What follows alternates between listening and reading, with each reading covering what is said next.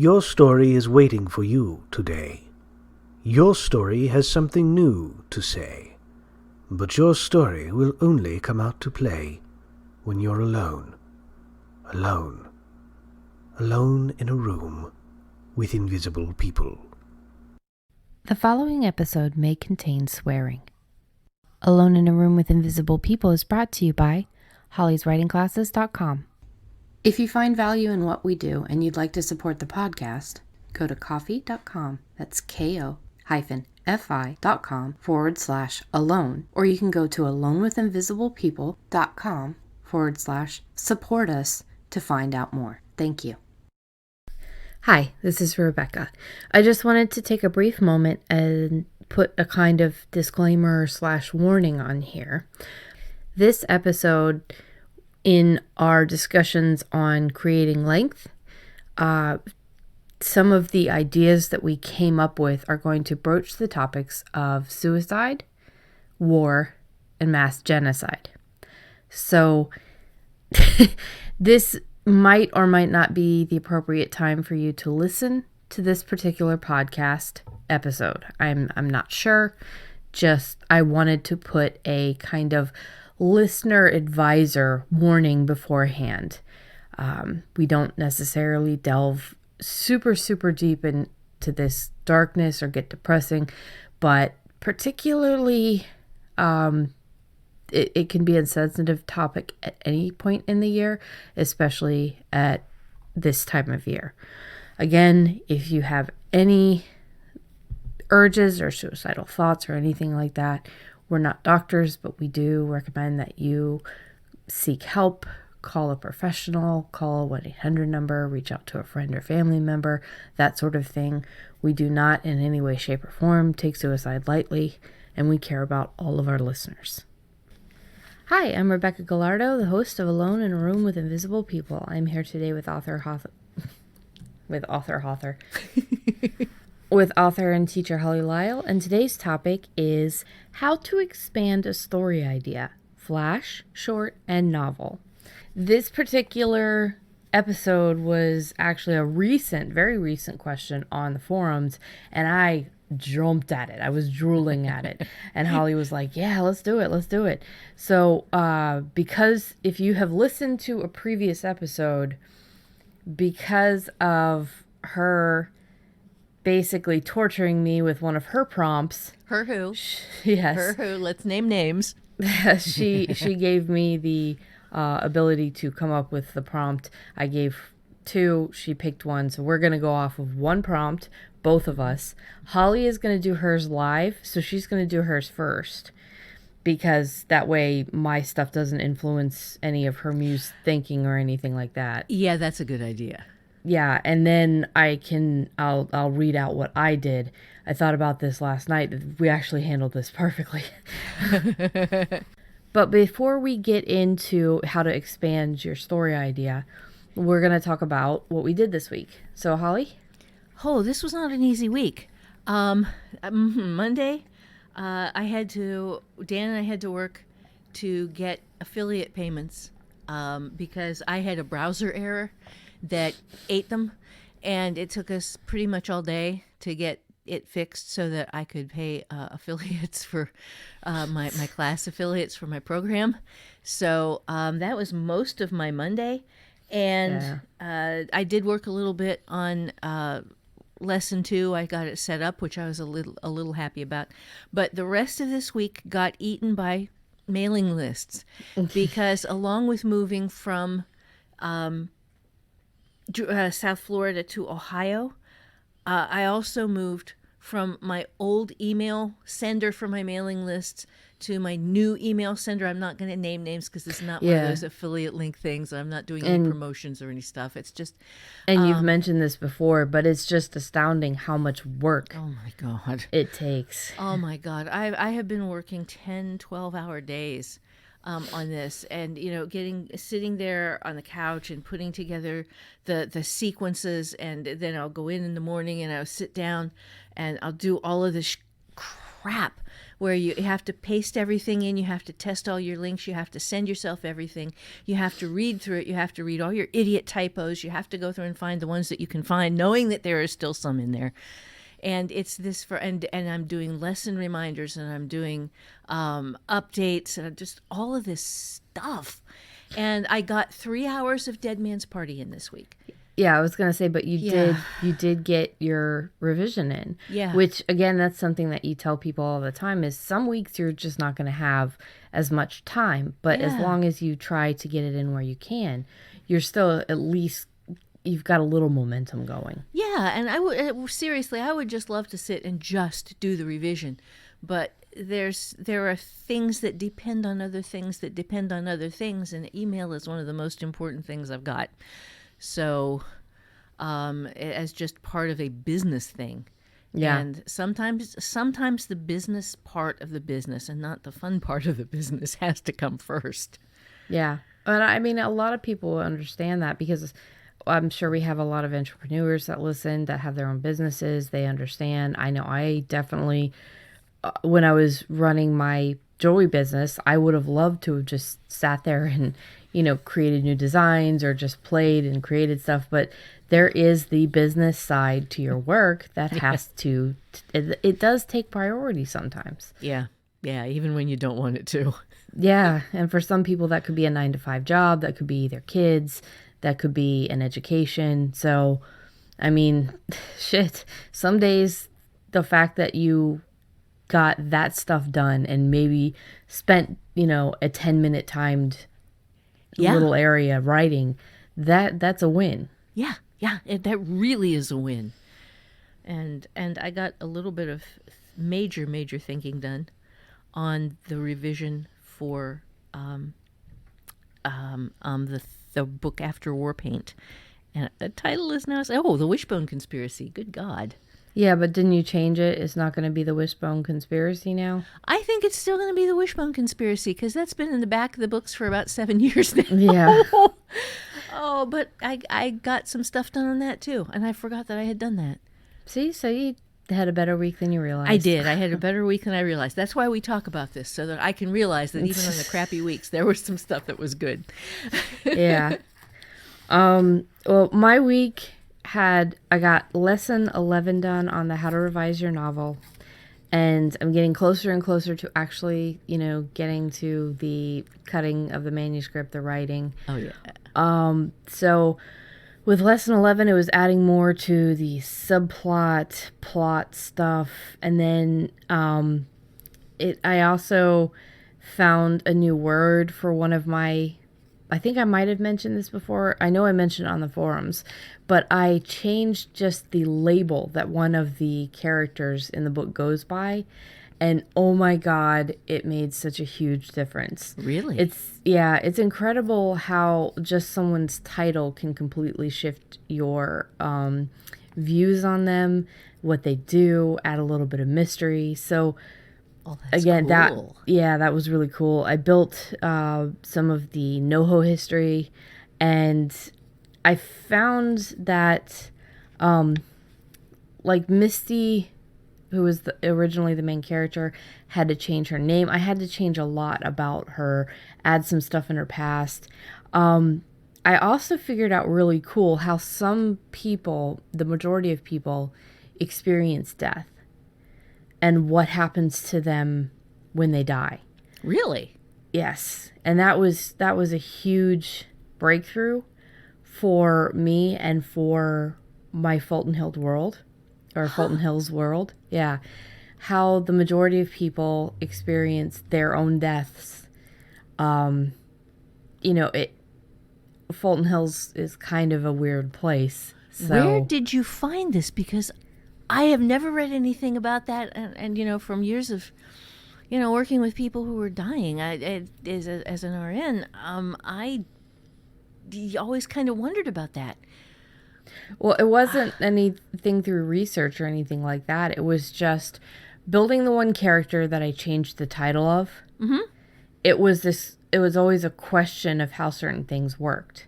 Okay. So as I was building her, and then I went into working on Misty, whose name is now Charlie or Charlotte, it hit me why this particular character with this title is important, but also changing the title makes her question her own job, which she has had. She is one of the people in Fulton Hills with a natural magic talent. There are two different kinds. There's natural and there's a built skill for magic.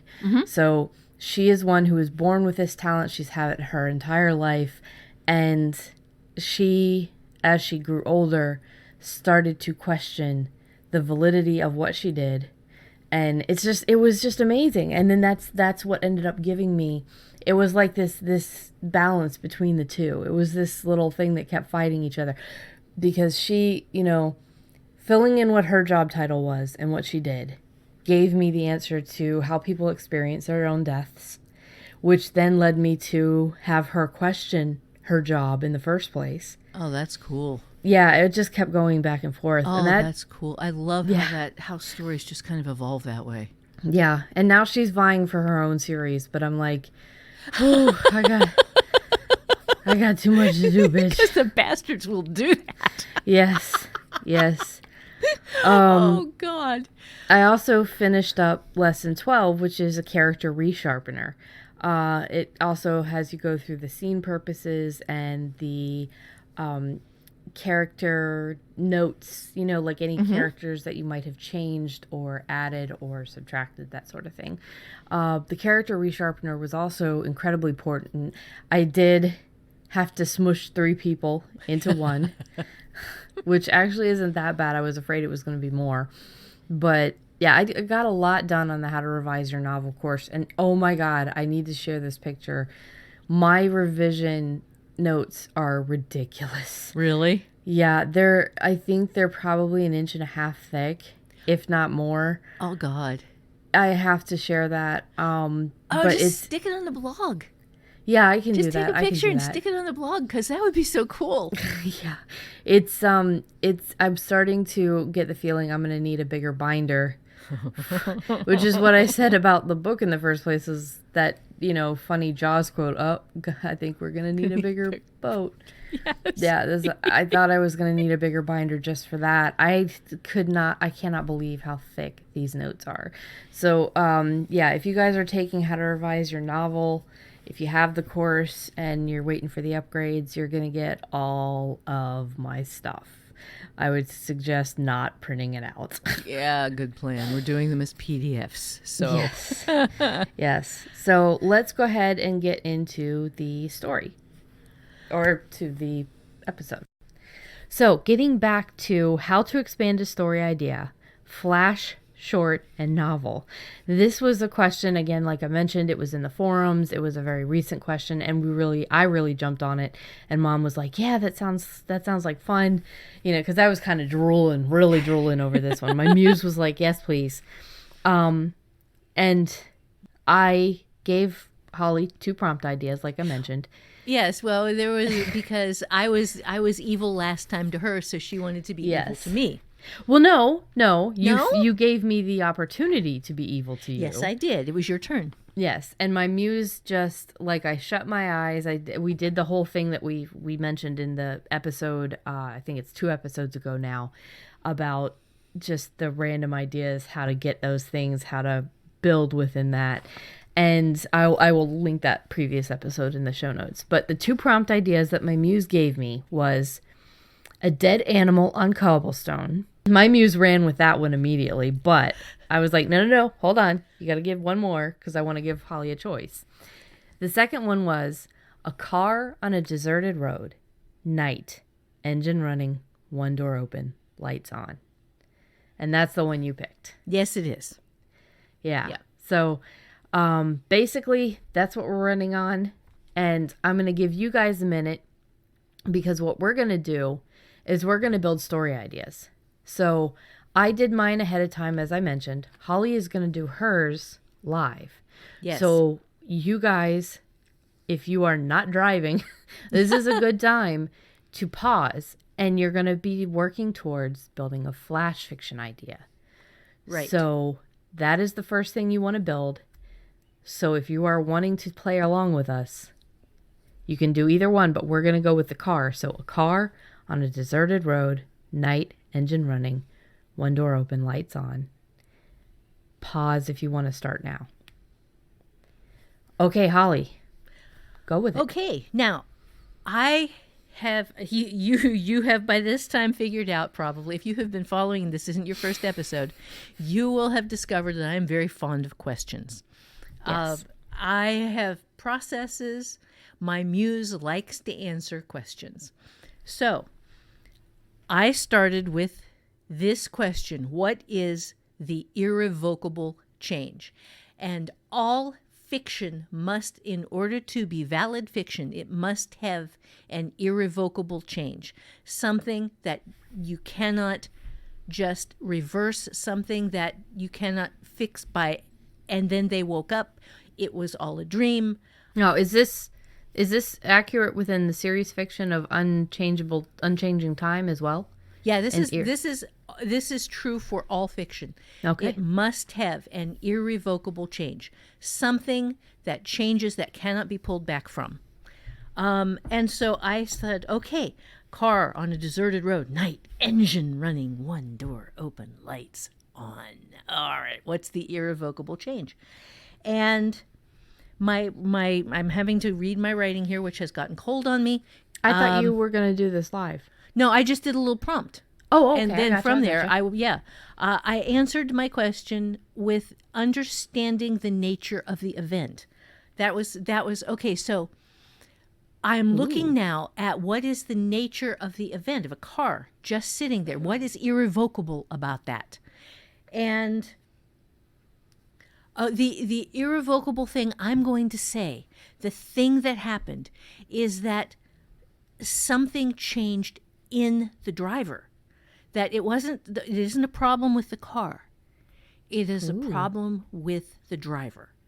And I don't know what that problem is. So, okay. So how would you build this into a flash fiction story? How? Right. Okay. Yeah.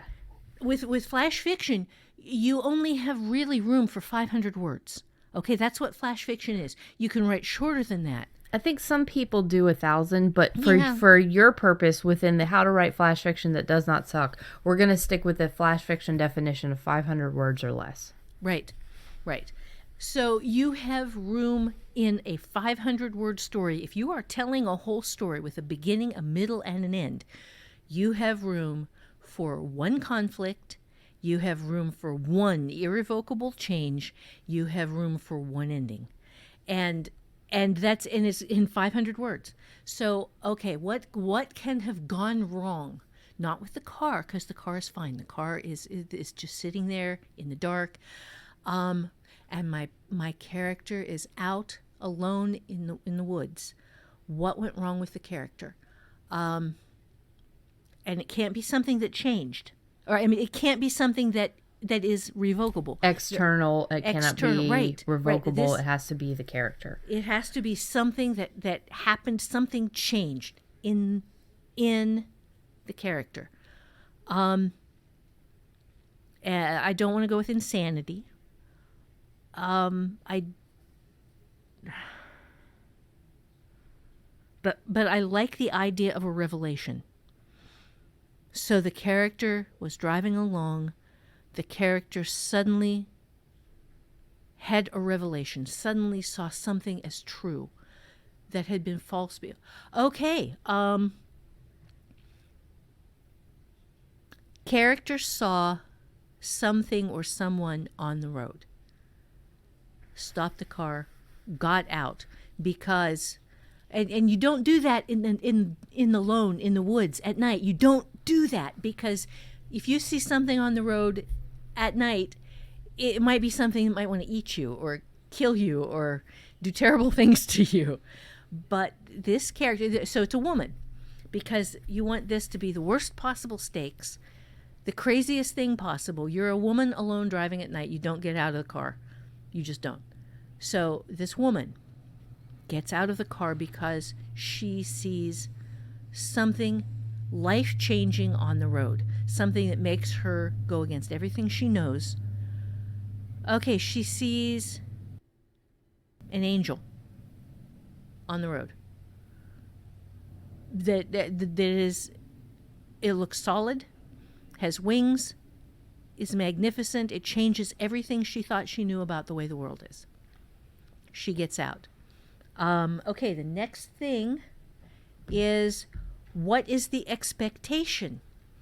And the expectation then is that the angel is going to be a good guy. Ooh, oh, and there it is. And there it is, because with the irrevocable change, she gets out of the car. The expectation, the angel is going to be a good guy. The realization, okay, the conclusion, the angel is Lucifer, who is an angel, just a fallen angel, and is magnificent and beautiful and standing in physical form on the road. And she gets out of the car, and now you don't want Lucifer to win, but what have you got in 500 words?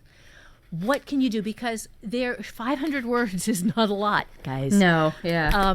So you have to have. Okay. So she. Wow, this is going back to my childhood roots here, but I have mentioned previously that I was a missionary's kid. I know how this stuff works. I've read the Bible a bunch of times. She is going to send him back to hell in 500 words. Nice. Wow. Yeah. Okay, and this is all we were talking about. We're not going to give you the entire flash fiction story because Right. Holly's not going to write live. But that is your flash fiction story. That is your aim.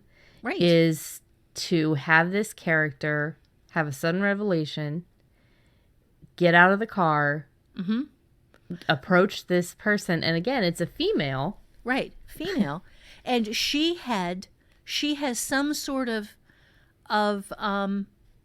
conviction that this is a life affirming, important to her. She goes forward in faith and trust because she sees an angel, and faith and trust is going to be the twist there. Nice.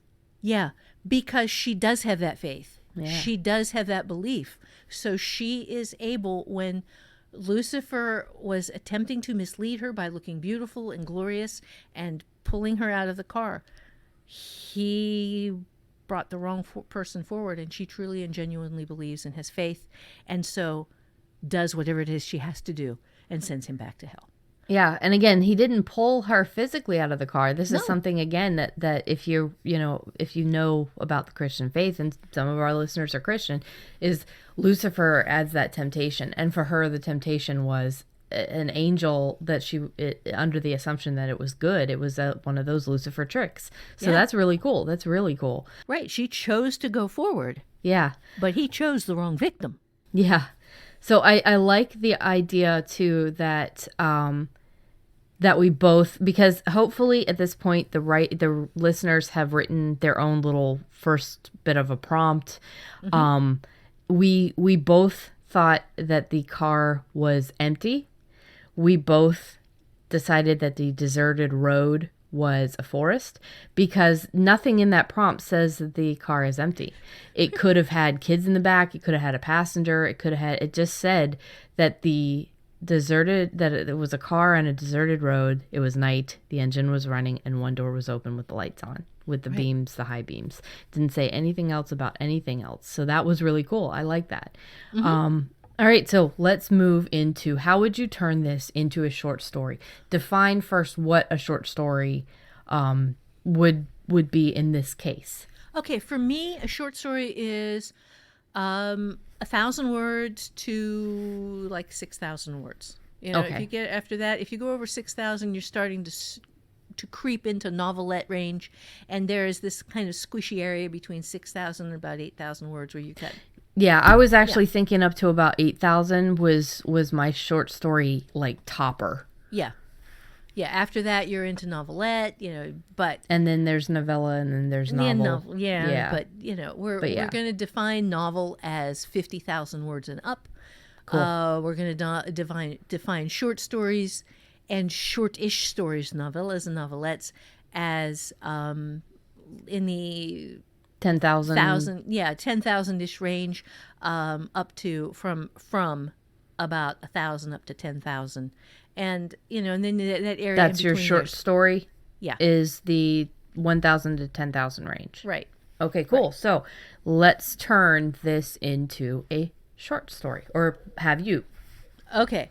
Now for my irrevocable change there. Now, I am I am doing 3 completely separate ideas, because the idea that will work for a flash fiction is not the idea that will work for a short story or a novel. Okay, so you're taking one prompt and coming up with 3 different ideas. 3 different ideas, yes. I stayed with the exact same idea and built it into all 3 different things. So Yeah. that is really cool. So we both took this a different way. So, Right. okay, so say the same prompt and take Okay. it to your short story. So, again, the car on a deserted road. It's night. The engine is running. One door is open and the lights are on.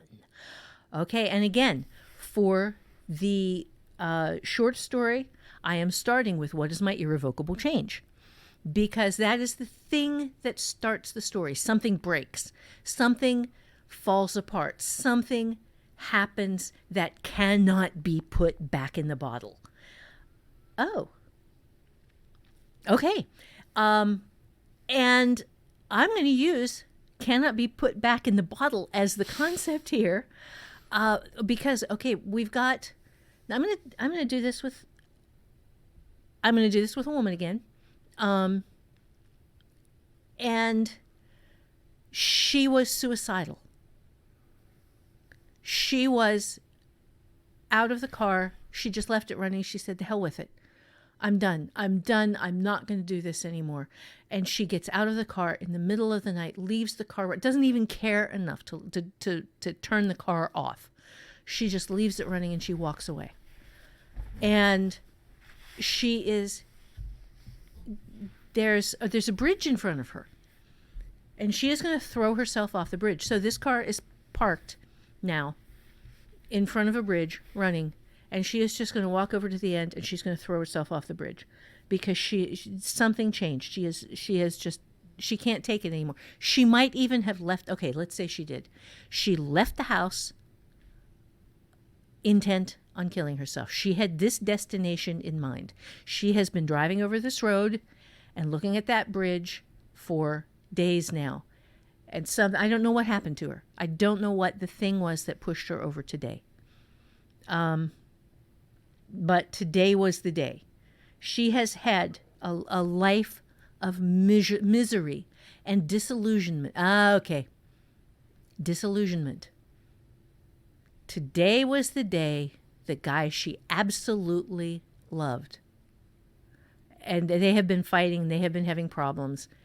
Today is the day she found out that he had somebody else. Today, tonight. And tonight, at night, was when he told her and he said, "I'm done, babe. I'm out of here. You have fun." And that's why okay. So, but she doesn't kill herself, because that's not a story I want to tell. So something happens between when she gets out of the car and when she hits the bridge. And this is a road she's been over a lot of times. She's seen it. She's familiar with it. She kind of had this planned in the back of her mind, and something changes, because she's been running this through her mind. She's kind of suspected. Something changes. You're going to laugh. A kitten walks out in front of her. I like that, though. Mm-hmm. A kitten. She's a little scruffy-eyed, little scruffy kitten. Little skinny, filthy, dirty, scruffy kitten. And she picks it up and she says, "Well, you can come with me." And then she says, No, you didn't ask for that. And then she starts to wipe him off. She just kind of cleans him up a little bit. and he's purring. He's skinny, he's starving, but he's purring because, she's there. Yeah. And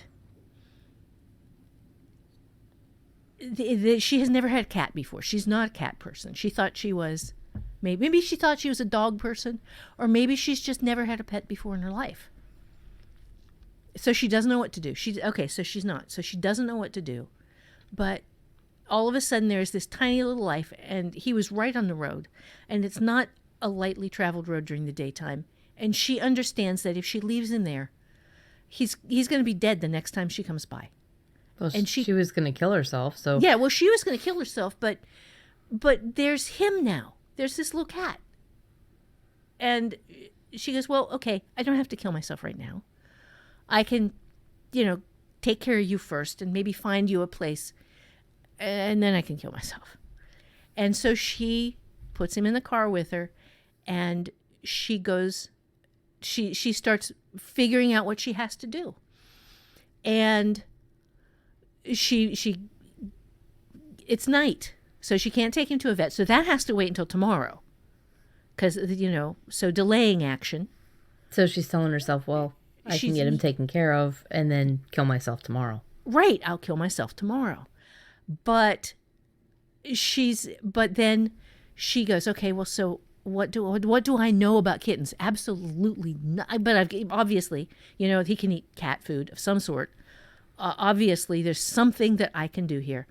And so she goes to an open all night store, a Walmart or something. And she goes through, and she's got him in her shirt to keep him warm.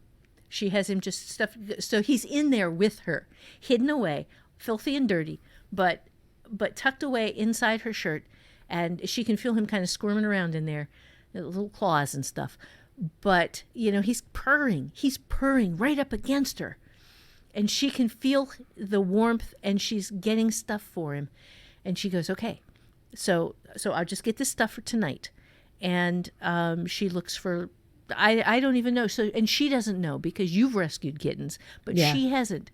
So she's on her phone, and she's looking up what you do if you find a kitten, and she's getting the stuff she needs, and she's researching, and she's kind of getting into this, and she doesn't realize she's getting into it.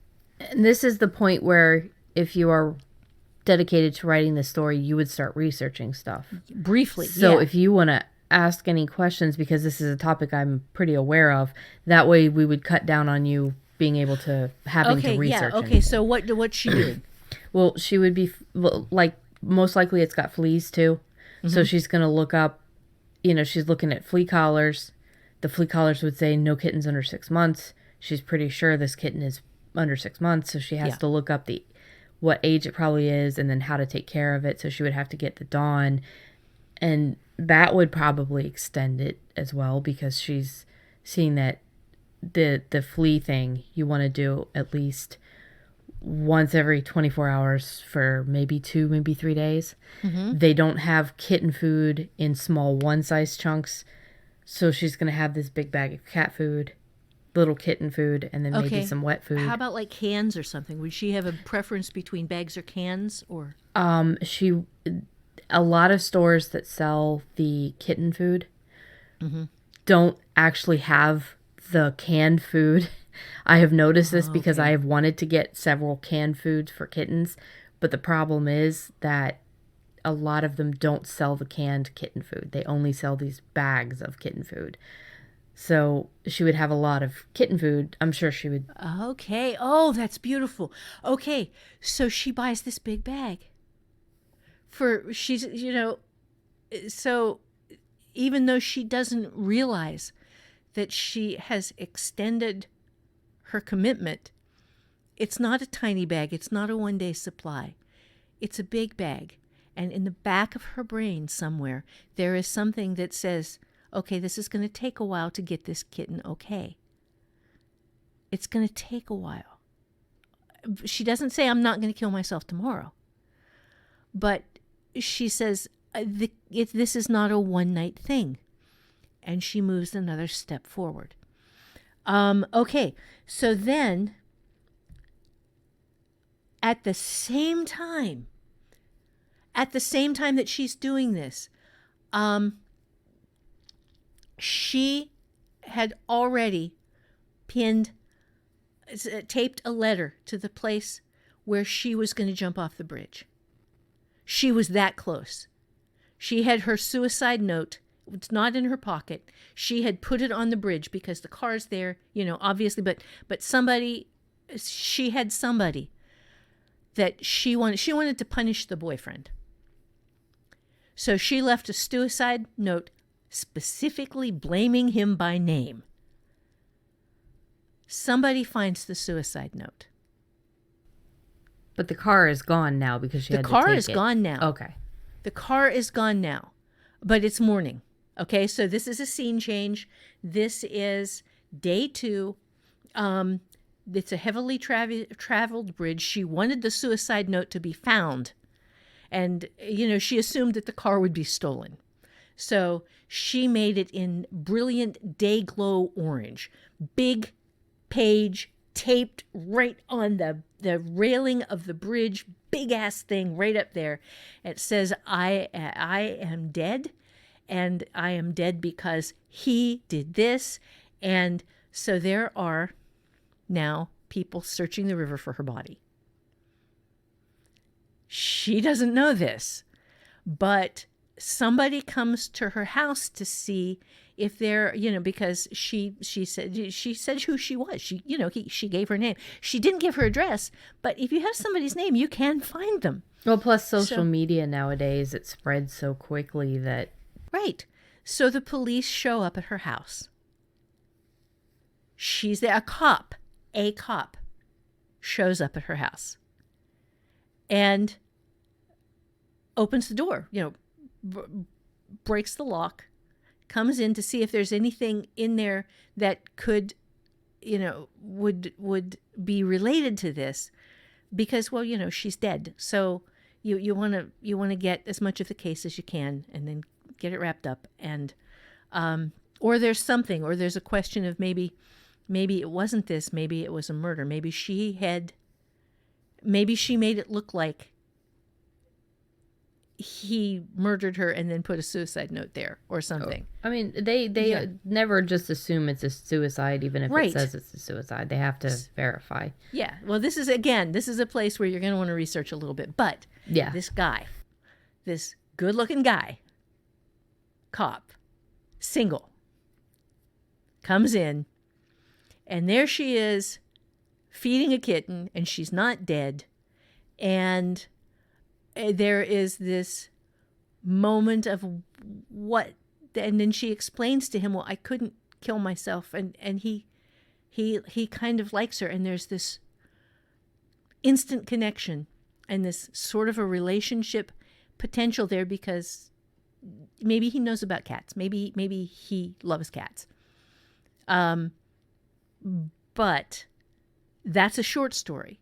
That is, and there are some things you can do there, but different ways that you could build that out. But in essence, you can do that in 1,000 words or 1,200 words or 2,000 words. Yeah, or you could even take the same thing and expand it to, let's say, 6,000 or 8,000 words, where you're showing a little bit of our process day by day. And if you didn't want that area to be a heavily trafficked area and maybe the suicide note fell off, then maybe it took 3 or 4 days for somebody to find it. Right. And day by day, she's just, oh God, now I got to do this for the kitten. Okay, well, I'll kill myself tomorrow. It's kind of like that Pirate Roberts thing where he says, okay, have a good night. I'll most likely kill you in the morning. Every night she goes to bed thinking tomorrow is the night. And she continues to survive just for this kitten, and she decides, maybe she'll give the bag with the kitten away, but she's going to start growing attached to this kitten. And then the cop shows up, like you've talked about. Maybe it just took him a couple of days. If you want to elongate this into a longer short story, you can just make that timeline grow so that it just, more conflicts happen, more things start hooking her back into the world one little piece at a time. And you could do this in 3 scenes or 5 scenes or whatever, where every single scene gives her some other tiny connection with a new life, not the old life, not going back, Yeah. but going forward, doing something she has never done before, seeing herself as someone potentially new and different, being not the person who lost that asshole who was cheating on her, but this person who saved a life Yeah. and who is finding that she's someone she didn't even know she was. Yep. Yep. Because if she's never had a pet before, she's never taken care of a small, helpless life before. Right. And if you wanted to extend it further, you could make the kitten, something like Jeeves, where he had God. the eye infection and was absolutely helpless, or even Oliver and Thea, who Tony called me to come and get, who were one I think it was 2 or 3 days old when I got them, and that is even more helpless than Jeeves was, because that's you have to hand feed them every 2 hours. So that is something, depending on the length of the story that you want, you could age back the kitten a bit, or whatever it is that you want to do. Right. To allow yourself to, I'm going to be very crass here, to hit a word limit in a market. Yeah. You can build the story to fit a word count. And you do it by adding additional steps and additional conflicts, or cutting down. If you have too many steps and too many conflicts and you're running long, you pare out some of that. Yeah, you make the kitten older. You make the note found earlier. You do all of these little things that can make the story shorter or longer. But two, it can be about a very gradual shift in the suicide mind, or it can be a very quick shift in the mind of somebody who is fighting these suicidal thoughts. Like your moment that you have talked about on this podcast before. Yeah. Where you were going to commit suicide by running into a tree at a very fast speed in your car. Yeah, I was aimed toward the tree and I was speeding. I was ready to go. Exactly. So you exactly pretty much at the same moment that your character was, because she was on the bridge, she already taped the thing, she was ready to jump. She was there. Yeah. And her shift is slower because your shift was a quick thought in your head. Yeah, mine was just this instant of maybe divorce wouldn't be so bad. Yeah. And that's a revelation, you know? It doesn't have to be a divine revelation or anything like that, although, it's for some people it would be. But that was a very instant shift. So that could be a short story, that could be a flash fiction. It's about pulling these things from your own life. Right. So hers could be longer or shorter. It's those kind of thoughts are very different for each person who goes through them. Yeah, so they are. Yeah.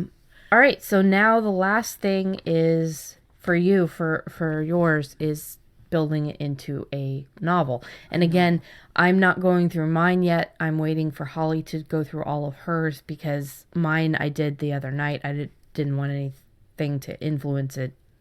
So I think that's actually perfect. Right. And it's your muse, when it listens to somebody else doing stuff, can say, "Oh, yeah, I could use that." Yeah, we don't want my muse to do that. No. So, okay. So here is my novel thing. Okay, my question here, again, starting with an irrevocable change. Okay. So my irrevocable change here is that my lone driver was abducted. Ooh. Okay? So that car is sitting there, the door's open, the lights are on. I'm going to put this someplace deserty. It's pulled off on the side of a road. Maybe there are tire tracks but the car is left running. So this is just instance ago abduction.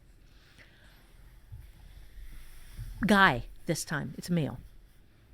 Let me see. See, live. This is live, so stuff doesn't come together quite as cool as when you have notes. And there's blood on the road, so it's a violent abduction, which makes the person, let's say, a planned target. This was something planned. This is someone important, or someone important to somebody else. You know, there are degrees of importance. It's not a king or a president, or but it's somebody. I don't know, but male. Let me see. Okay, now what is the conflict? Okay.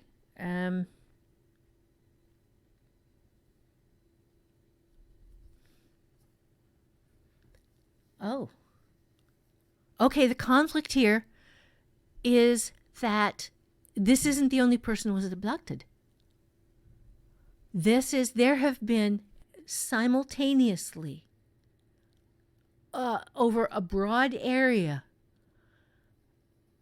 maybe 100 people in this one region who have been simultaneously abducted. Damn. So this is a This big... is a big, scary, important thing. It was a setup where each of these people had something valuable, some knowledge, some skill, something. And they were all connected, and I don't know what they were connected to, but they received a message. They received a message. This was urgent. Their skills and their whatever was needed right then, and they responded. These were some sort of important first responders. Dude, like already that's enough for a novel. Already, because you're looking at having to figure out what 100 people have in common. Now, obviously, you don't have to go through all of them, but wow. So, Yeah. already that's a novel idea. Yeah, Damn. already you have a novel, okay?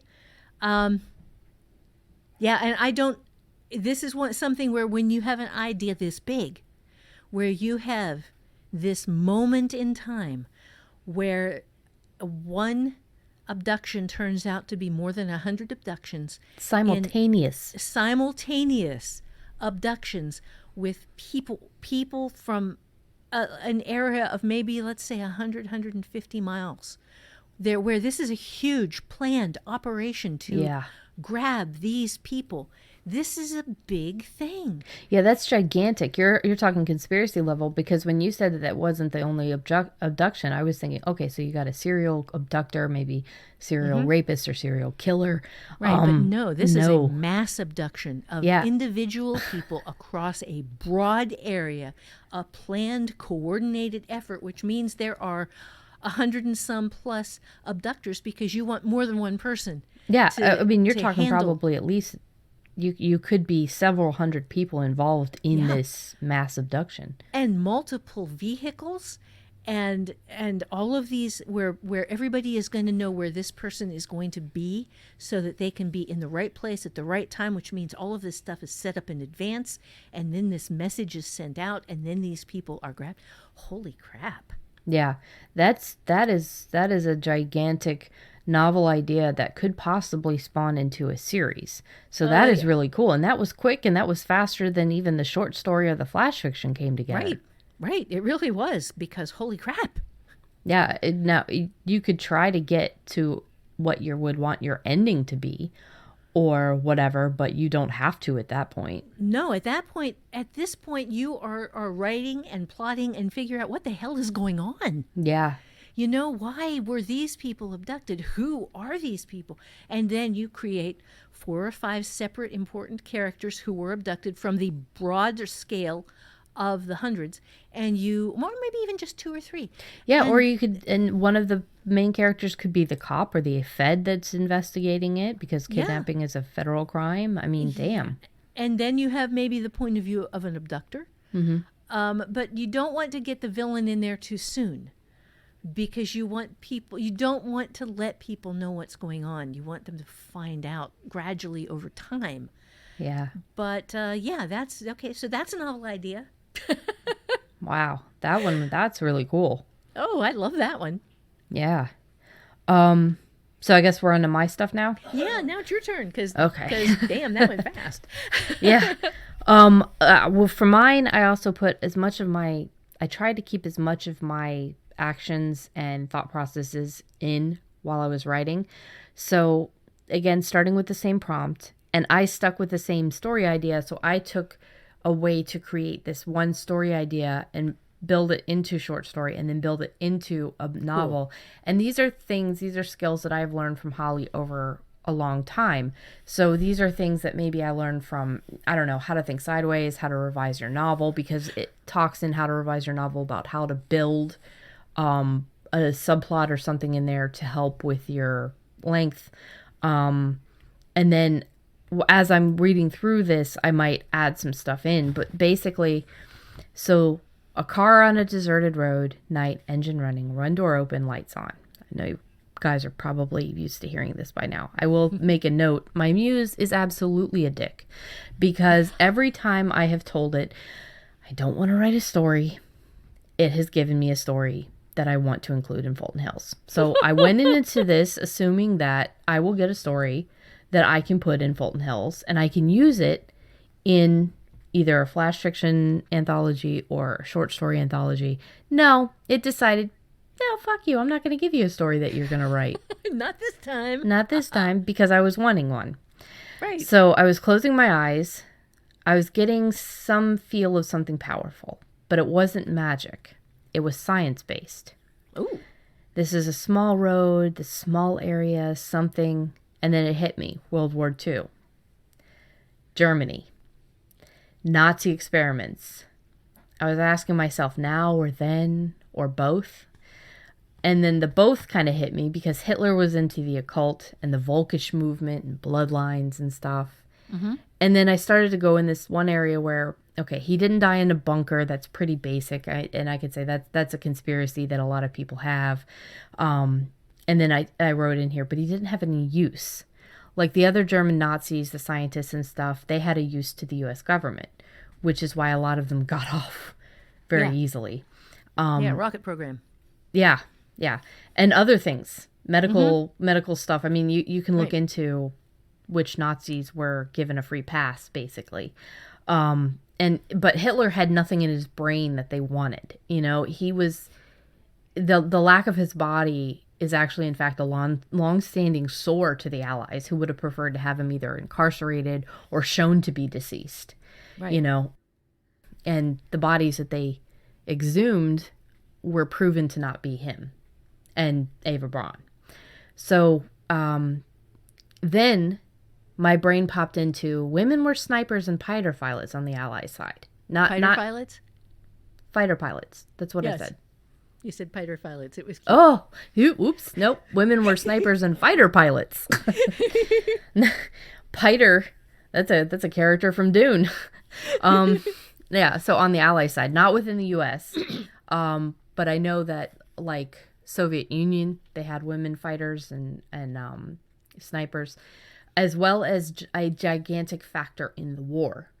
Not just in creating things, like working, like we had women doing industrial jobs and stuff, but women also carried secrets and were often overlooked, at least at first. So that was all the buildup to what came into the story.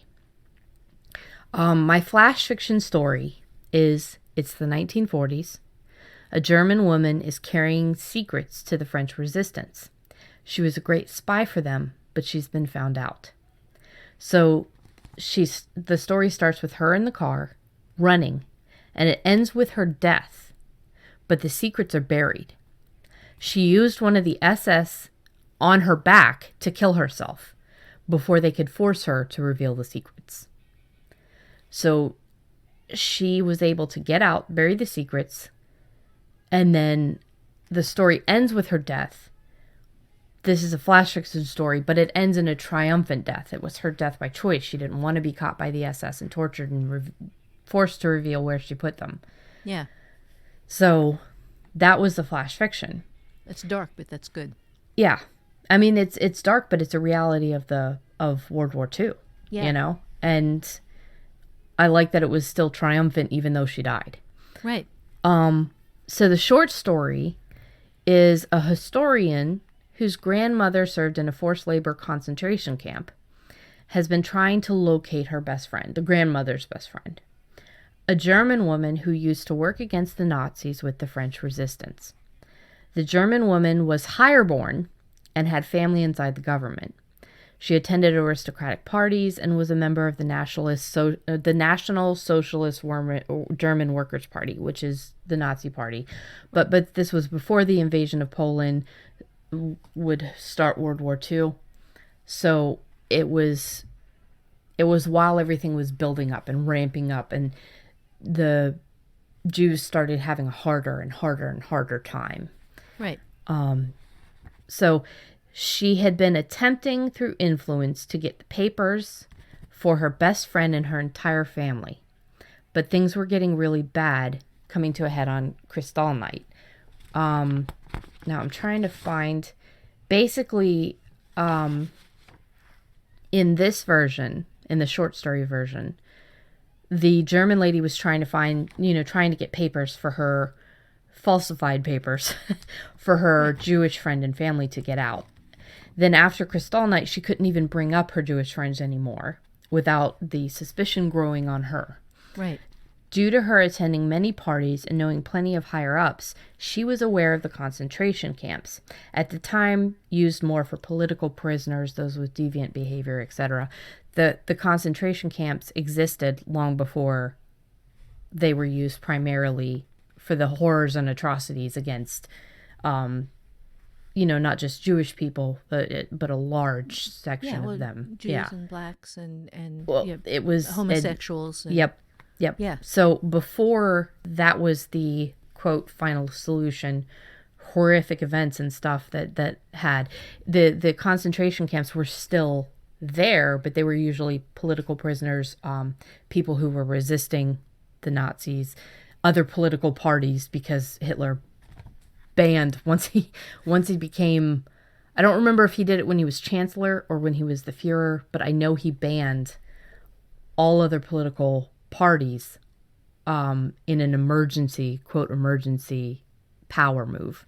Mm-hmm. Like he got emergency powers, then he banned all the other parties. So anybody of the other parties were moved to concentration camps. So she is aware of this, and she knew when to shut up. She also knew how to use her power. So the story follows bits and pieces of her life as the historian attempts to track her down. He finds out that she died, but her death destroyed a vast German plot that would have killed millions of Parisians and Russians. When he tells his Jewish grandmother of what the woman did, his grandmother is sad, sees the irony in her best friend's death while she was still alive, because she made it out of a concentration camp, while her German highborn friend is the one that died. That's good. She also admires the other woman's bravery, says just another person giving everything they could to save the human race from itself.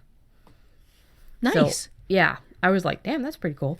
Yeah, that's a good short story. So for the book, it's the story of the historian, who in this case is a female. So I only changed that one little bit there. I added some more. But whose grandmother, who has raised her, has died. She was one of the many Jews that the U.S. turned away when they were first fleeing Germany. Because this is something that a lot of people, I mean, unless you're really into World War II history, a lot of people seem not to know that the Jewish community, like a lot of them saw that shit was getting bad and they tried to leave. But Germany wasn't the only place that didn't like them. There was a lot of racism all over. And there was racism in the U.S. against the Jewish people as well. So they had boats coming in trying to find a place in the land of the free for the Jewish people. You know, they were trying to get away. Right. And there was one instance where there were about 900 or so Jews that had been turned away from 2 or 3 other ports and came to America, and they were turned away here too. So she was one of those that had been turned away. She tried to get out, the grandmother. Okay. And the majority of these people who could not find home anywhere, even some of them who left, found such dire conditions in other countries because they couldn't find work, they couldn't eat. They ended up returning to Germany. Oh. Yeah. So these are the people that are moved into the ghettos, and then from the ghettos, they're moved into the concentration camps. Right. So this historian has inherited all of what her grandmother has left, including everything she had on World War II. Nothing pre-concentration camp, of course, because everything she had was lost. You know, all of their homes were taken over or destroyed, and then all of the items that they had when they left the homes were basically inventoried and either used or tossed by the Germans. So everything she had was lost, including her entire family of 34 people. Mother, father, siblings, grandparents, aunts, uncles, cousins, etc. The woman had thick diaries that spoke to her entire life. So the story is told from the historian's point of view, as well as from snippets from the diary, and later, snippets from her best friend's diaries as they can be located. The end leads the historian to find the secrets buried in the ground and exposes the damage that this German best friend was able to cause before she basically committed death by SS. The secrets stolen would have led to something that would have caused the deaths of millions of French and Russians, as well as the mass German occupation of both of those lands, and could very well have ended the war with the occupation of British territories before the U.S. ever even got involved in the war via Japan. So, though a German attack on Britain, it would be likely that Roosevelt would have by then had the means to have gotten involved in the war. Mm-hmm. With the German plans, which I don't know what they are, that's something you would plot. Exactly. Yeah. But this was all that my muse needed to say, okay, now we have, and this is where I show people that I do tend to write to an ending. Mm-hmm. I do tend to have these endings figured out, although not perfectly. Like right. All three of these already have endings that are really thrilling to me. And an important story, and all of them show how one person can affect the future of the world. Yeah. You know, people tend to say, you know, like, oh, they look at people like Hitler, and they're like, yeah, one person can change the world, and it's always a negative thing. But these are taking, to me, this is what's important, is the story. It also shows that women had a big part in World War II. Yeah, they did. And a lot of people didn't know women were snipers, didn't know women were fighter pilots, didn't know women were spies, code breakers. Yeah. A lot of people look at Mahatma Hari. Matahari. Yeah. Yeah. And she wasn't actually, there's a lot of stories and a lot of proof coming out that she was actually not even a spy, not even a very good spy.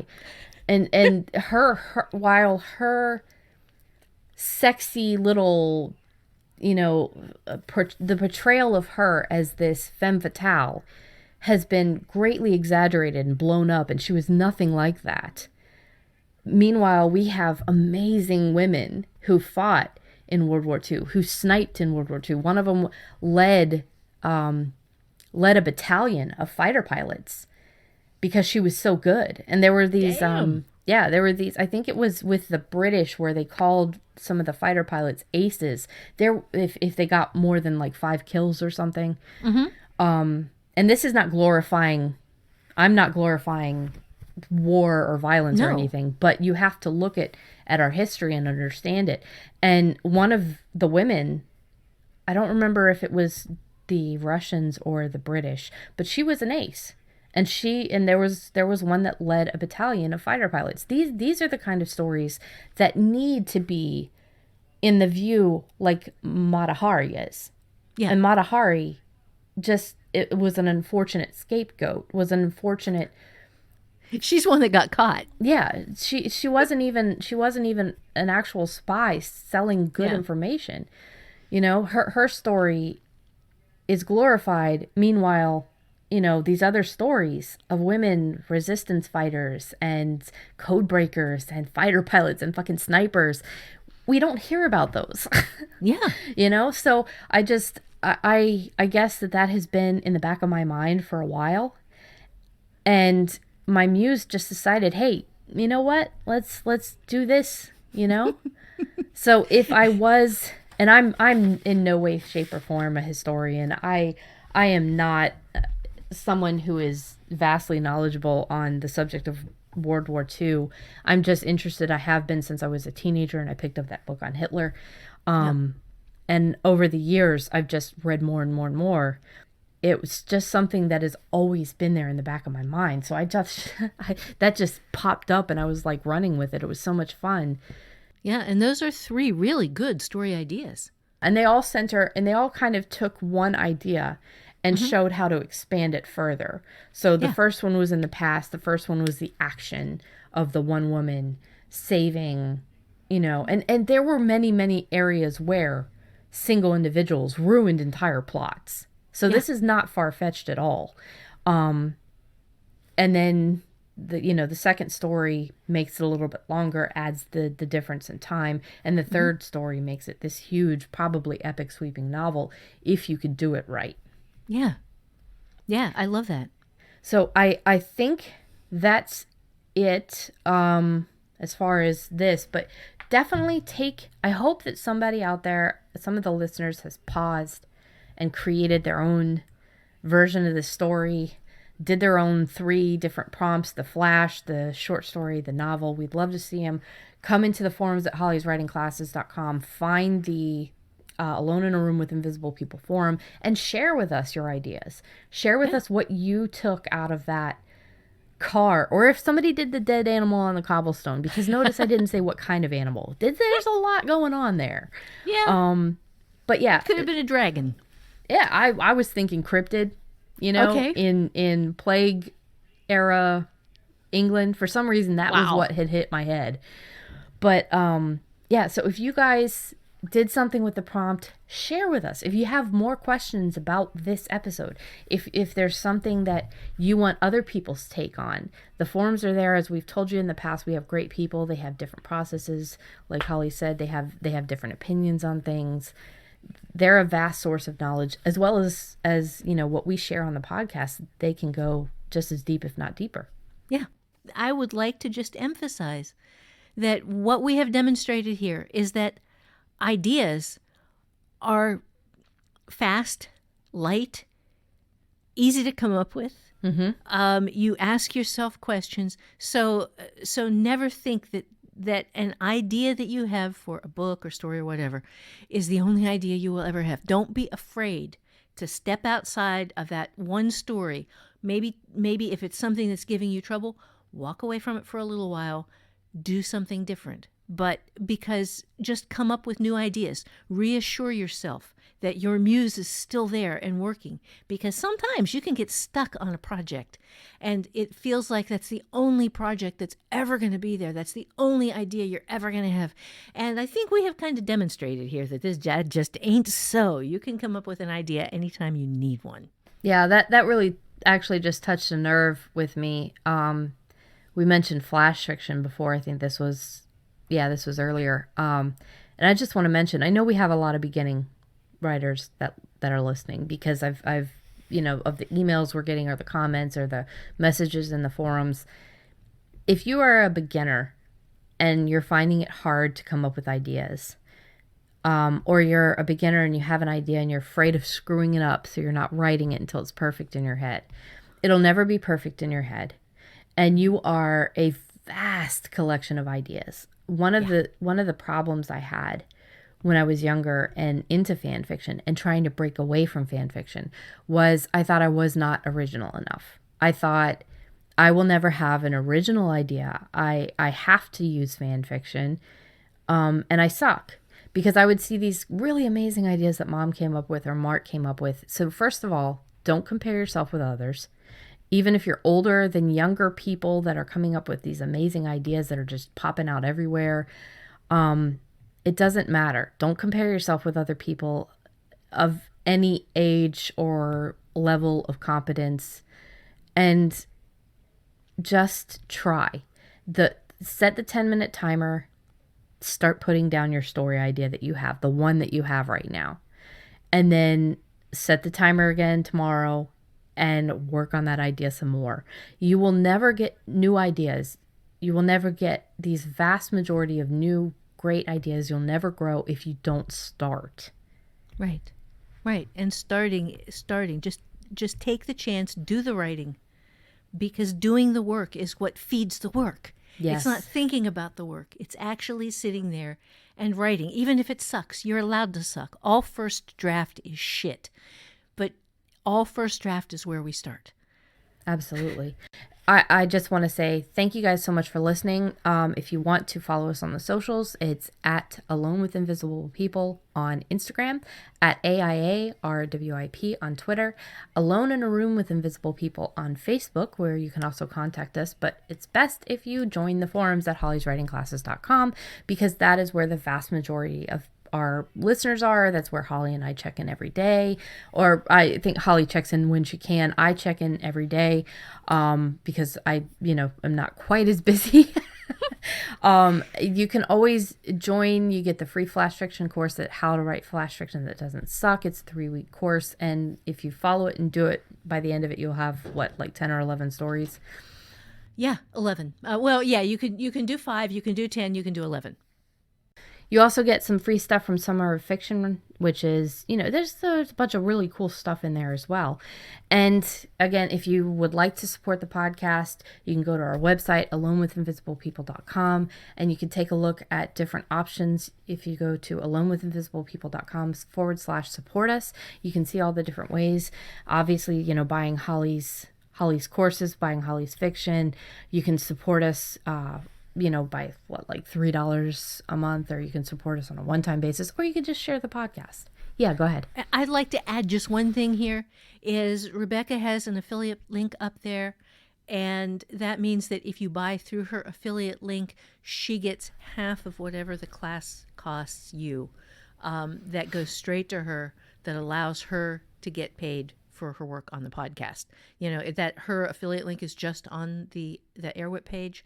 It's Alone with Invisible People. I always put in the show notes if it's an affiliate link, but if you go to support us, there's a link in there that will take you to each of Holly's courses, and that gives you the breakdown of all of the things she has available, and all of those are affiliate links. Yeah, and I really, really appreciate if you are a listener, and if you want to buy a class, do buy it through Becca's link, because I can't afford to pay her what she's worth. And but I am getting paid now. Yeah, you are getting some stuff from affiliate links now, which is really exciting. This it doesn't cost anything extra, but it allows me to give her stuff that comes straight in through podcasts from podcast listeners, and allows her to afford to do things like buy electricity. Yeah. So I actually, thanks to this podcast, and that's a really excellent thing that I completely forgot that I wanted to say. Thank you guys, because you guys paid my November electricity bill, and you guys paid my December electricity bill. And that is huge. You guys are helping me actually pay bills in my home now. And you're supporting Holly, who is, dedicating a couple hours a week to come in here to the podcast. You guys are supporting her and helping her. And you guys are getting really cool classes. So it's just so awesome. And I can't thank you guys enough for helping the way that you guys, even through the coffee account, you guys are helping me pay for my websites. Yes, thank you for helping my kid. And thank you for helping me too, but thank you for helping my kid. That's a mom. Okay, so so just follow us. If you want to email us, it's show@alonewithinvisiblepeople.com, or if you want to email me personally, if you're going through some sort of struggle or something. I'm not a doctor. But I am somebody going through mental health issues right now. I'm on different cocktail of medications that seem to be working at this moment. But I understand that sometimes you don't have somebody to talk to. So that would be Rebecca@alonewithinvisiblepeople.com. And that has been our episode today. Awesome stuff. I really enjoyed this one. This one was the one that my muse was chomping at the bit to play with. So thank you, Holly, for fitting this one in. That was That's fine. I had a wonderful time with this, and I'm really surprised with what I came up with. yeah. That big thing at the end especially was God, like, that's wow. so cool. Yeah. And now I want to write it. Yeah. See, I would love to write mine, but the amount of research I would have to do would tear me away from Fulton Hills for probably a couple of years. And I won't do that to myself. But yeah, thank you guys for listening. We love you guys. And I can't wait for the next episode. Holly? Well, we do. Just get out there, build some ideas, kick some ass, take some chances, and have some fun. You can totally do this, and it will make you happy.